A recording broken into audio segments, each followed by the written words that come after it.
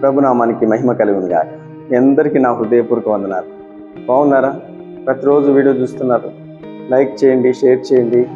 వారికి అందరికీ ఈ వీడియో, ఈ మాటలు అందేలా చూడండి. ఎందుకంటే ప్రతి ఒక్కరు మారుమనసు పొందాలా, ప్రతి ఒక్కరు దేవుని రాజ్యానికి సిద్ధపరచబడాలి.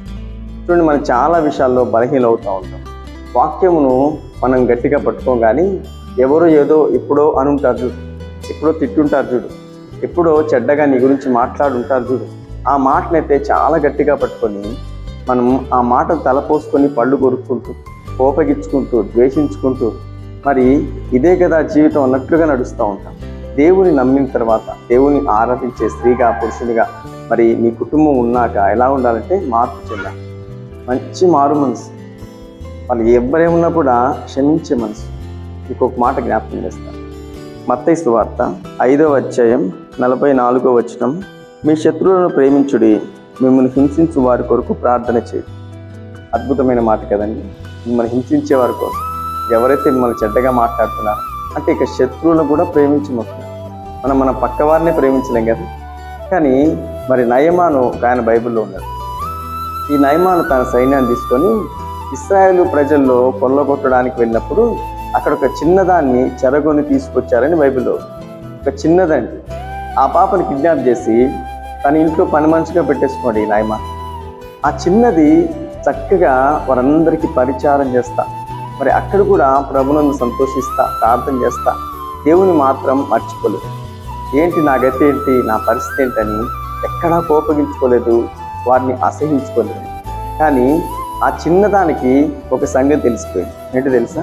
తన యజమానునికి నయమానికి కుష్ఠరోగం వచ్చిందని తెలుసుకుంది. మామూలుగా మనమైతే ఏమనుకుంటామండి, ఖచ్చితంగా దేవుడు అతనికి గతి పట్టించాడు, లేకపోతే మా వాళ్ళకి అందరికీ దూరం చేసి, నా తల్లిదండ్రులకు దూరం చేసి, నన్ను కిడ్నాప్ చేసి ఇక్కడికి తీసుకొస్తాడా, దేవుడు మంచిగా చేశాడు, మంచిగా ఇంకా నలిగిపోవాలి, ఇంకా నాశనం అయిపోవాలా అని మనమైతే తిట్టుకుంటాం.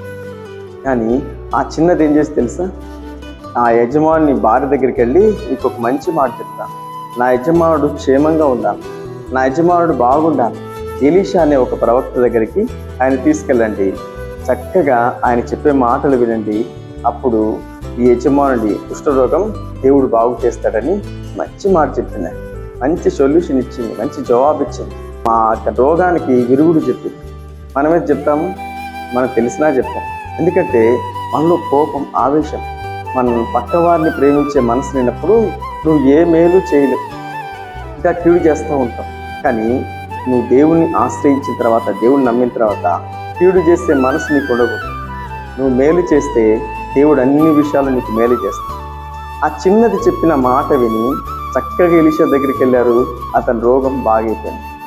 ఇప్పుడు నయమాను కుష్ఠరోగి కాదు, ఆరోగ్యవంతుడుగా. ఎందుకంటే ఈ చిన్నది చెప్పిన మంచి మాట అతని జీవితాన్ని బాగు చేసింది. ఈరోజు దేవుని నమ్మిన నీవు, దేవుని బిడ్డగా పిలువబడుతున్న నీవు, నువ్వు ఇతరులకు సహాయం చేస్తున్నావు, మేలు చేస్తున్నావు.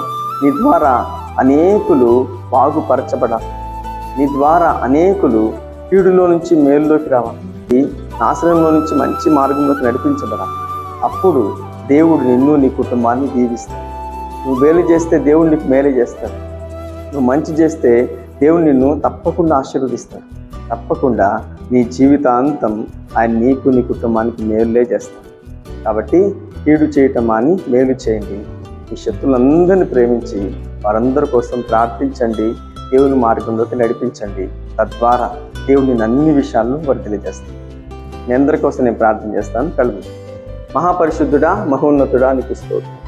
మాటలు విన్న ప్రతి బిడ్డలు ఆ చిన్నది చెప్పిన మాట విని నయమాను బాగైపోయినట్లు, ప్రభా ఈ మాటలు విన్న మేమందరం కూడా మంచి చేయనట్లు, మేలు చేయనట్లు, శత్రువులను కూడా ప్రేమించి మంచి మార్గంలోకి నడిపించినట్టు సహాయం అవుతాయి.